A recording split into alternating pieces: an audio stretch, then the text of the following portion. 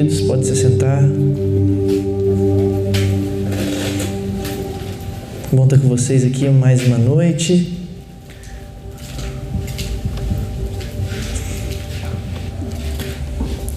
Hoje não está tão frio como as outras noites. Quero saudar aqueles que estão nos visitando. Está assistindo frio? Quero saudar aqueles que estão nos visitando. É um prazer ter vocês aqui nesse nosso começo, nessa nossa trajetória que Deus tem nos guiado, tem nos mantido firmes. E saber que você está fazendo parte disso é muito importante para a gente, muito importante mesmo. Quero falar quem está com as crianças aí, hoje vai ter salinha, as tias já estão esperando ali, então se você quiser deixar seu bebê ou a sua criança lá, pode ir. Pode ir.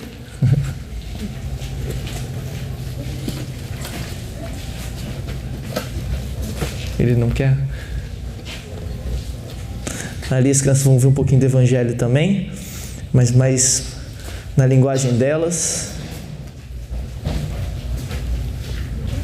Vai ser bênção também. Vou pedir vocês para abrirem a Bíblia de vocês, quem tiver com Bíblia aí, na carta aos Hebreus, no capítulo 12.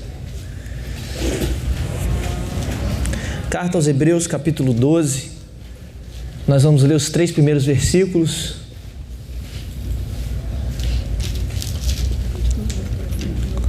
Queridos, tudo me enche de alegria quando eu vejo Deus agindo no meio da sua igreja.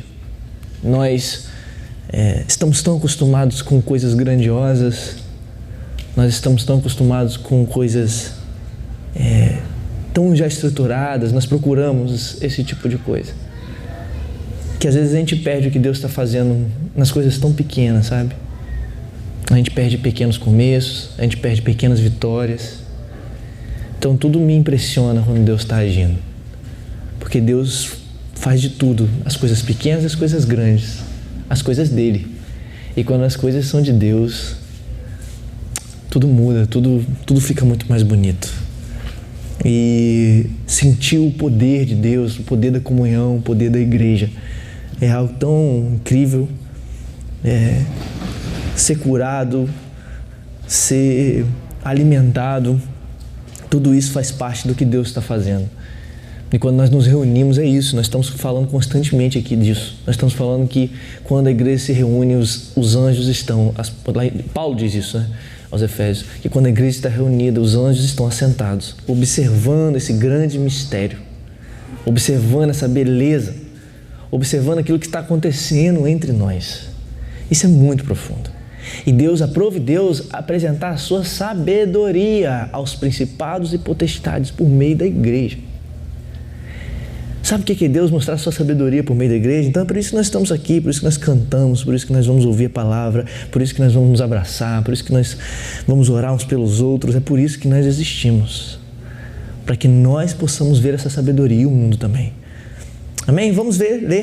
Hebreus capítulo 12, os 3 primeiros versículos diz assim: portanto, também nós, visto que temos a rodear-nos tão grande nuvem de testemunhas, livremo-nos de todo o peso e do pecado que tão firmemente se apega a nós, e corramos com perseverança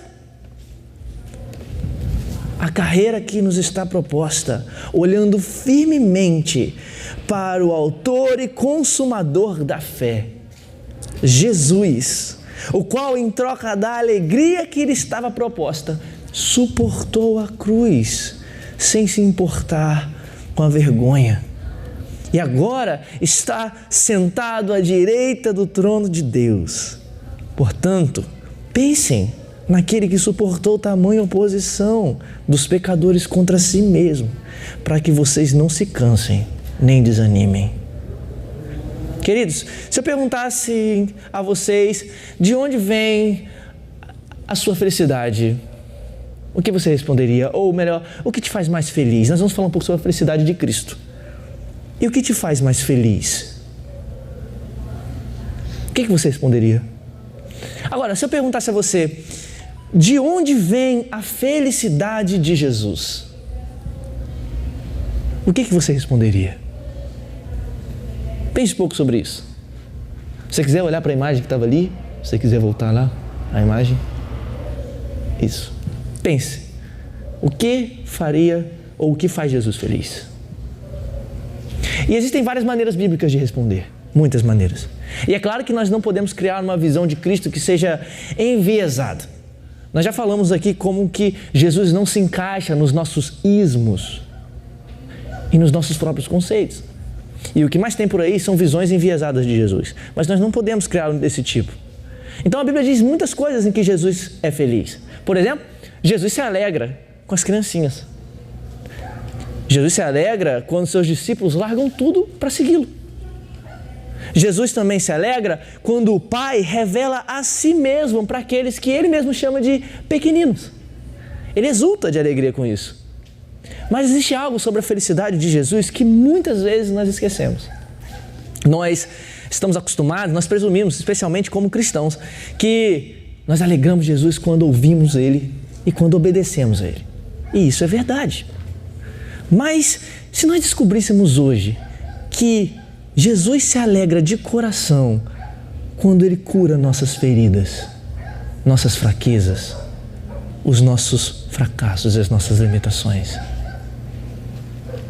Vamos considerar a passagem que a gente está lendo para a gente poder caminhar nesse assunto um pouquinho.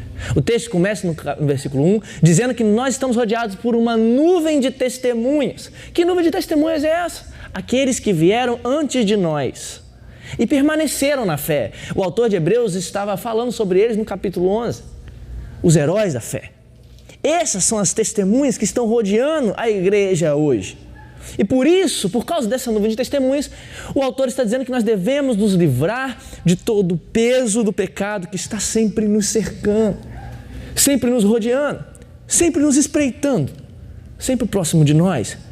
E a figura que o autor está usando é tipo de uma corrida atlética, com um objetivo muito claro que está diante dos cristãos. A motivação para a gente correr essa corrida, ele está dizendo, é olhar para Jesus, é olhar para Ele. E aqui, nesse texto, Jesus é chamado de autor e consumador da nossa fé. Aquele que inicia, aquele que cria e aquele que consuma a nossa fé. Aquele pelo qual a alegria que lhe estava proposta suportou a cruz, desprezando-a, e está sentado à direita do trono de Deus. Agora eu quero que você veja, pela alegria que lhe foi proposta. Que alegria? O que estava esperando Jesus do outro lado da cruz? O perdão do seu povo. O seu povo ser perdoado. Então, o autor apela para que nós pensemos nesse Jesus. Porque pensando nele e naquilo que ele sofreu, nós não nos cansaremos, nem desanimaremos, como diz o versículo 3. É importante a gente se situar na carta aos Hebreus. Um dos pontos centrais dessa carta é que Jesus é o sumo sacerdote para dar fim a todos os sacerdotes que vieram. E esse Jesus fez um sacrifício expiatório final para cobrir completamente os pecados do seu povo, para que eles sejam salvos totalmente. Capítulo 7, versículo 5 diz que Jesus veio para salvar completamente, totalmente os seus. E no texto que nós estamos fixando hoje, está escrito que Jesus desprezou a vergonha e se apegou à alegria. E agora ele está assentado à direita de Deus. E essa é uma temática constante da carta, estar assentado à direita de Deus.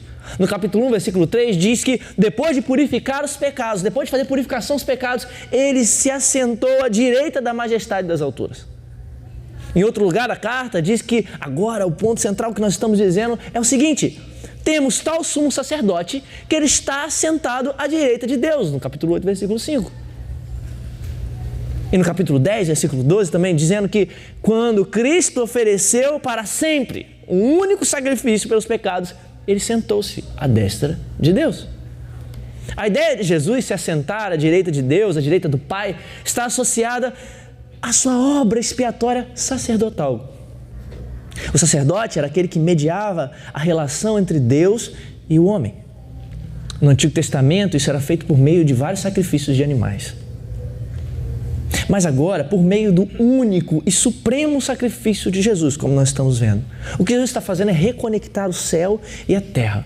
Está purificando o seu povo de uma vez por todas, limpando o seu povo de todos os pecados.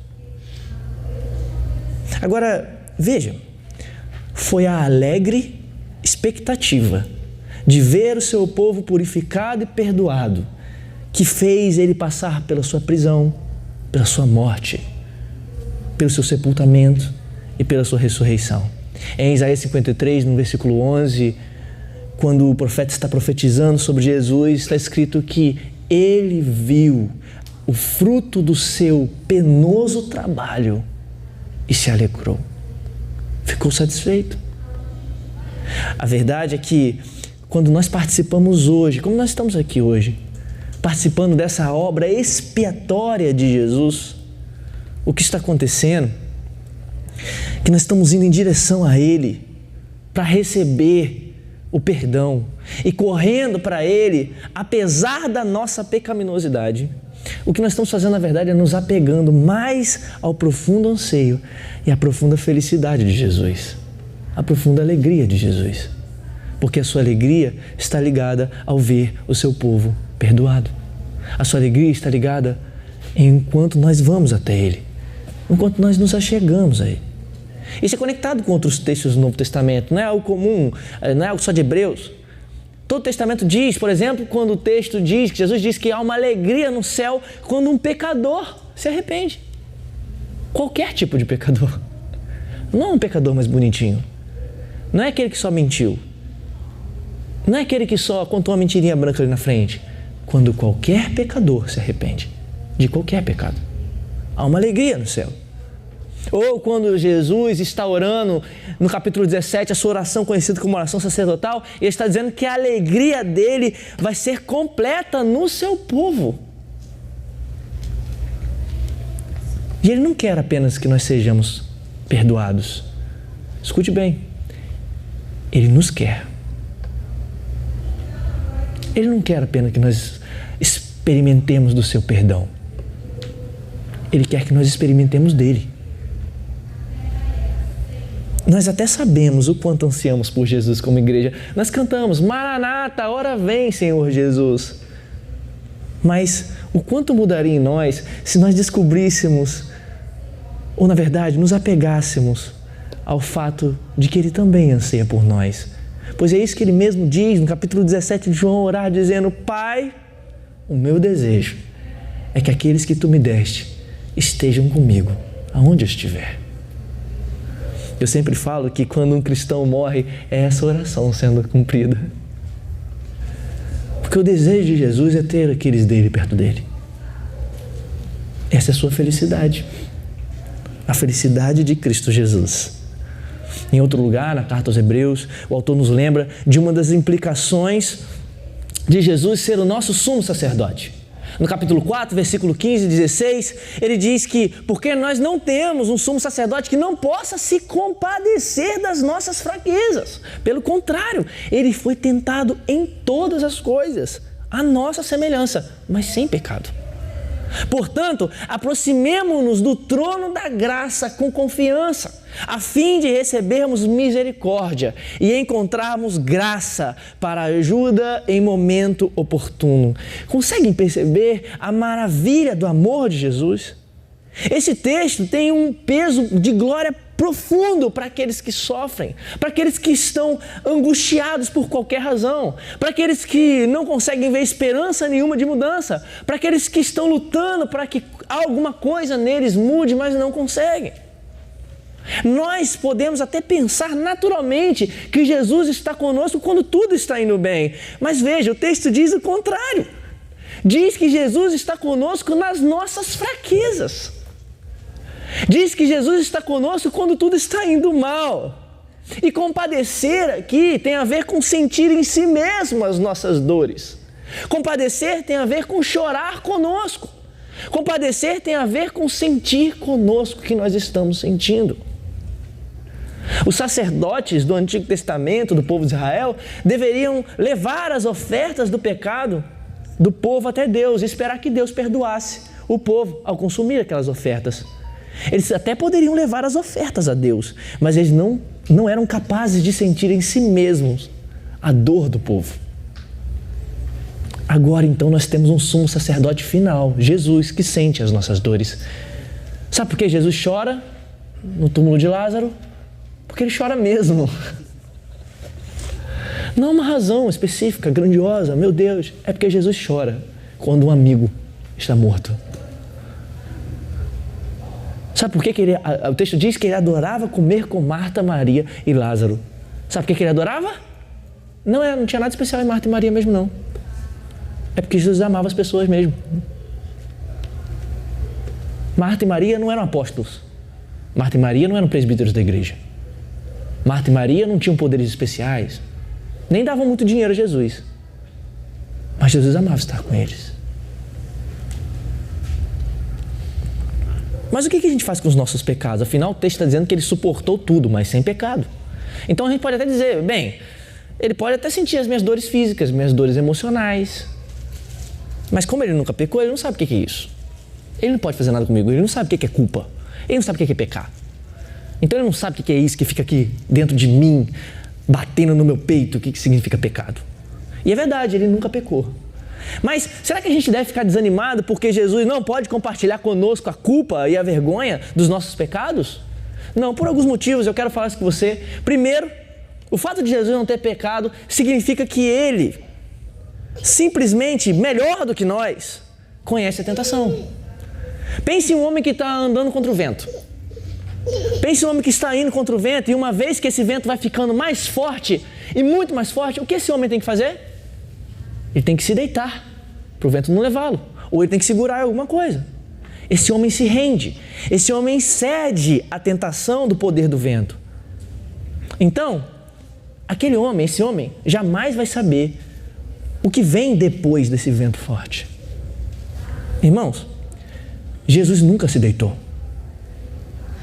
Jesus não precisou segurar em nada. Ele suportou todo o vento. Ele suportou todas as tentações sem nunca ceder em um detalhe. Isso faz com que ele conheça o fim de tudo. Isso faz com que ele conheça a tentação mais do que qualquer um de nós, porque só ele realmente sabe o custo. Outra razão é que ele compartilha de todas as nossas dores como puro e santo. O nosso sumo sacerdote, Jesus, sem pecado, não é aquele que precisa de resgate. É aquele que vem nos resgatar. É por isso que o texto diz que nós podemos ir a Ele para receber misericórdia e graça, no versículo 16, porque Ele mesmo não está preso no buraco do pecado conosco. Então só Ele pode nos tirar do buraco. Ele não ter pecado é a nossa suprema salvação.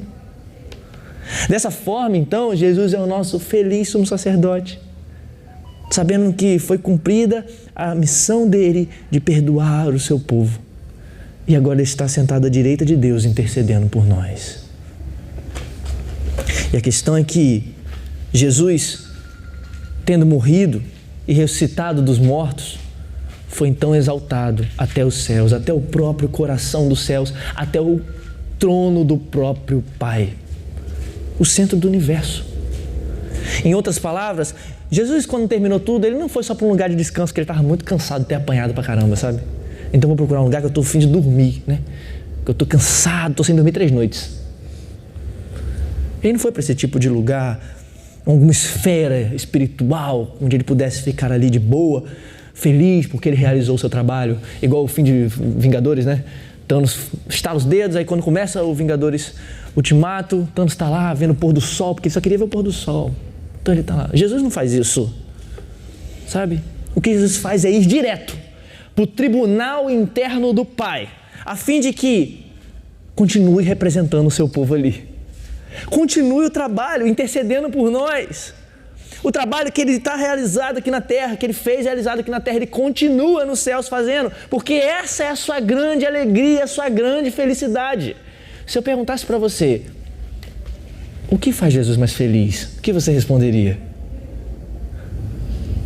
O autor do livro que nós estamos baseando essa série de mensagens, ele dá uma ilustração muito interessante para a gente poder ficar iluminado um pouco sobre a felicidade de Jesus, em curar a gente, em interceder por nós. Pense em um médico que está viajando para as para as profundezas de uma selva que ninguém vai para prestar assistência para uma tribo indígena, sabe, que está sendo afligida por um vírus muito contagioso, por uma doença muito contagiosa.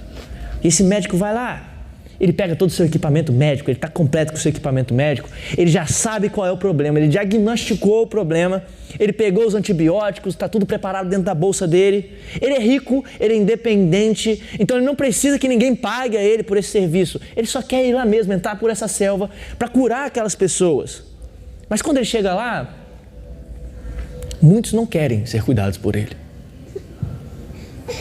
Ele chega lá e as pessoas não querem, ficam falando, não deixa a gente cuidar, a gente vai pegar algumas folhas aqui de babosa e vão botar nas nossas feridas, mas não adianta nada. Até que em algum momento, alguns jovens e adolescentes começam a olhar para ele e falar assim, cara, vamos lá ver o que é aquilo? E começam a dar atenção àquele médico. E eles começam a ser curados. Eu quero te fazer uma pergunta, o que o médico vai sentir? Tristeza ou alegria? Alegria. Porque a alegria daquele médico aumenta à medida que aqueles enfermos vêm até ele em busca de cura. Essa é a razão pelo qual ele foi e entrou por aquela mata selvagem. Queridos, assim é com Jesus. Ele não fica perturbado quando você procura por ele de coração, em busca de um novo perdão, em busca de um recomeço, em busca de um renovo. Mas, ironicamente, isso não faz muito sentido para nós nos nossos dias. O texto está apelando para que nós mantenhamos firmemente a nossa fé, mas já percebeu que nós vivemos em uma era da razão dos sentimentos? Onde muitos parecem pensar que o caminho mais razoável de qualquer situação é procurar aquilo que me faz feliz, aquilo que é certo para mim e aquilo que é bom para mim. Mas eu quero que você perceba um pouco e pense um pouco sobre esse me fazer feliz. A felicidade do nosso tempo tem muito mais a ver com o quanto nós vivemos para nós mesmos, ou o quanto nós estamos sendo compensados por algo. Então a gente luta muito para obter a felicidade final. Nós vivemos em busca daquela felicidade que está lá. Para alcançarmos, nós temos que dar tudo, nós temos que sermos, fazermos todas as coisas, nos esforçar bastante para sermos recompensados com a felicidade. Talvez seja de um emprego, talvez seja de um namorado, talvez seja de uma grande grana, não sei o que é. Mas nós estamos procurando qualquer tipo de coisa para nos fazer feliz. Mas o que nós fazemos para chegar até lá é nos autopreservarmos. Porque o que importa é o que eu estou vivendo. Em nosso tempo, o que é dito e que é necessário para a felicidade do homem é que ele seja mentalmente fiel somente a si mesmo. Somente aquilo que ele acredita para si mesmo. O único envolvimento amoroso e sustentável que o homem pode ter nos nossos tempos, o que é dito por aí é consigo mesmo. Não me importa o que as pessoas estão falando, importa eu seguir a minha vida. De alguma forma, nós queremos ser recompensados na nossa felicidade por aquilo que nós estamos dedicando às nossas vidas. Mas esse princípio é extremamente problemático, porque por mais que nós digamos por aí que nós vamos seguir as nossas vidas, seguir a nossa própria liberdade para então alcançarmos a felicidade, a verdade é que nós precisamos de muitas aprovações nesse meio caminho para chegar na nossa felicidade. E nós nos sentimos completamente frustrados porque muitos padrões nós ficamos aquém. De quantos padrões você está aquém? Quantos padrões você quer cumprir? Nós ficamos perdidos porque nós estamos longe dos padrões, das exigências que a complexidade da vida exige de nós. Você já percebeu que a vida é complexa alguma vez? Nós queremos ser felizes, nós lutamos por isso, mas nós não conseguimos, porque essa orientação para a autorrealização prova, acima de tudo, uma posição muito pobre e miserável para viver a vida. Na verdade, uma posição impossível de viver a vida. Impossível. E é por isso que Jesus está brilhando hoje, aqui e nesse texto. Porque a felicidade dele é pegar vidas quebradas como as nossas e então refazê-las de uma forma extremamente graciosa e misericordiosa.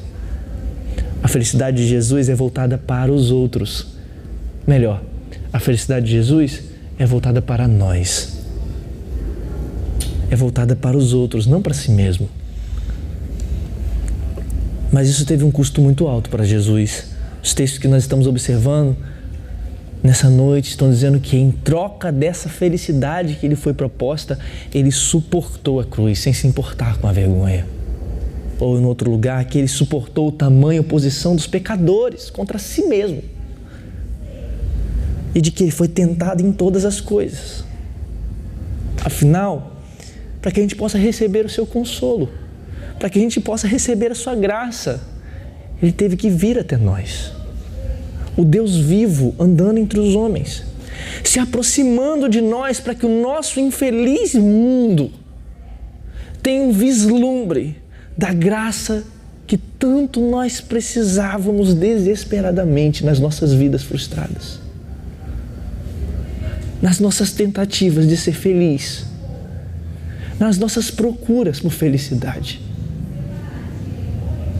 O nosso sumo sacerdote, Jesus, está vivendo uma vida completamente perfeita. E no fim, ele não entrega um animal como sacrifício. No fim, ele se entrega como sacrifício. Ele é o sacrifício. E ele é trucidado. Ele é humilhado. E toda a alegria de Jesus é retirada ali na cruz.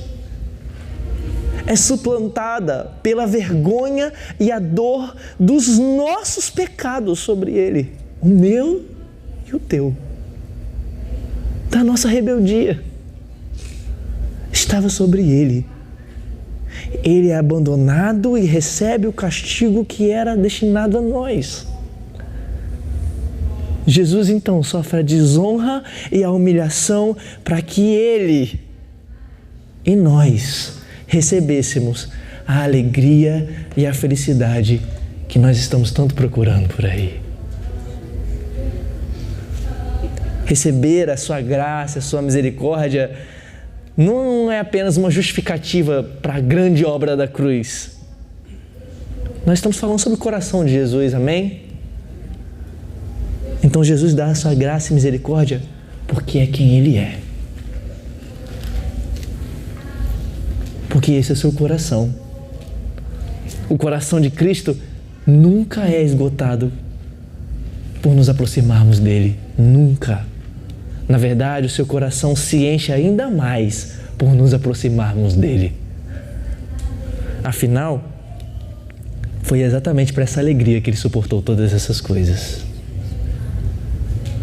E à medida que Ele nos satisfaz, Ele também é satisfeito quando Ele vê os nossos pecados sendo colocados debaixo do seu próprio sangue. Já percebeu que o que nós fazemos é simplesmente, quando nós pecamos, nós achamos que nós não podemos ir até Deus agora. Eu não vou até Deus agora não, porque eu estou cheio de pecado. Então nós ficamos dentro de uma caixinha, sabe? Esperando o tempo de que Ele vai ficar um pouquinho mais calmo com a gente. Porque se eu for agora, Ele vai descobrir, Ele vai saber. Se eu for agora, Ele vai brigar comigo. E nós ficamos dentro daquela caixa, enclausurados, com medo. Mas queridos, quando você peca, é exatamente nesse momento que você deve ir até Jesus. Você não deve esperar nenhum segundo. Você não deve esperar nem um milésimo de segundo. Porque é se aproximando dele que as suas feridas e o seu pecado pode ser retirado e pode ser perdoado. Não existe caixinha, porque você não precisa ter vergonha de falar com Deus aquilo que Ele já viu. Ele já viu. Se achegue diante dele. Nós podemos ilustrar um pouco sobre isso, do que nós estamos dizendo, naquele soldado que perfurou Jesus com a lança. Quando Jesus estava na cruz, é como se Jesus estivesse dizendo para os seus discípulos: olha, se você encontrar aquele pobre coitado que enfiou a lança aqui no meu lado, no meu peito, diga para ele que existe uma outra forma. Existe uma outra forma, existe uma forma melhor dele chegar ao meu coração. Basta ele se arrepender. Basta ele olhar para mim, olhar para o momento em que eu fui transpassado e correr e chorar por mim. E eu vou amá-lo no mesmo peito que ele perfurou. eu vou amá-lo nesse seio. E ele vai achar no sangue que ele derramou ao furar uma ampla expiação pelo pecado que ele cometeu. E diga a ele por mim que vai me doer muito mais, que vai me desagradar muito mais se ele recusar a oferta do meu sangue. Muito mais do que aquela lança que ele perfurou ao meu lado. Porque essa é a felicidade de Jesus. O perdão do seu povo. Jesus ressuscita no terceiro dia e é exaltado para o Pai para podermos, como no versículo 16 do capítulo 4 diz, nos achegar ao trono com confiança. Isso não é arrogância. De fato, se nós entendermos quem é Jesus, o que Ele fez e o que Ele ainda está fazendo ao nosso favor, a verdadeira arrogância, queridos, seria recusar a oferta dEle, de estarmos diante do Pai, no nome dEle, e nós pensarmos que nós vamos conseguir fazer todas as coisas sozinhos, sem Ele. Isso seria uma arrogância. O que está em oferta aqui, para aqueles que vêm até Deus, através de Jesus, é misericórdia e graça. O texto diz, se acheguem ao trono da graça com confiança para receber misericórdia e graça em tempos oportunos. O que está em oferta é misericórdia e graça, misericórdia para nos libertar do pecado e da loucura, de que alguma outra forma que nós vivêssemos, nós afundaríamos profundamente nos abismos que nós criamos. E graça para nos fortalecer e nos colocar de pé nessas nossas vidas tão cansadas de tantas coisas. Pense um pouco na sua vida. Quando os relacionamentos não dão certo, quando as tentativas de ser feliz falham, quando parece que a vida está passando como um trator em cima de você, quando parece que a sua única chance de significado escorregou por entre os seus dedos, quando você não consegue resolver as suas emoções, quando você foi decepcionado por alguém, traído, quando você não foi aprovado, quando você não teve controle de alguma situação, quando você não foi compreendido, quando você foi ridicularizado, quando zombaram de você. Ou seja, quando nós estamos a ponto de desistir, ali, bem ali, nós podemos ter um amigo que sabe exatamente como é esse teste que nós estamos passando aqui e que se senta perto de nós e que nos abraça, totalmente, profundamente compadecido de nós. Na verdade, o texto está dizendo que sentado à direita de Deus, Ele não só sentiu aqui, Ele sente nos céus quando o seu povo está passando. Então Ele nos chama para mais perto. Ele nos chama para mais perto dEle. Então, que nós deveríamos desistir não é da vida. Nós deveríamos desistir hoje da nossa busca desenfreada por prazer e felicidade que não vão dar em nada. E como o autor de Hebreus nos exorta, nos livrar de qualquer peso pesado que esteja nos rodeando. E no caso, o peso do pecado. Nós devemos desistir, nós devemos abandonar os tipos da bagagem pesada que nós vamos carregando, nossas ansiedades por preocupações tão triviais, nossas ambições, nossos sonhos tão pequenos. Como C.S. Lewis diz, nós somos crianças brincando com lama, enquanto tem uma grande coisa em volta e nós estamos nos contentando com poucas coisas. Desistir da bagagem da religião, da religiosidade, do quanto nós estamos bem vestidos, do quanto nós damos dízimo, do quanto nós temos dons, do quanto nós temos cargo na igreja, de quanto nós falamos, se nós chamamos o outro de varão ou não, se nós andamos de calça de chinelo por aí. Bagagens pesadas, ressentimentos sobre as outras pessoas, tantas bagagens, que você deveria abandonar essas coisas e correr para Jesus, se arrepender dos seus pecados e colocar a sua confiança somente nele. Somente em Jesus. Porque só em Jesus,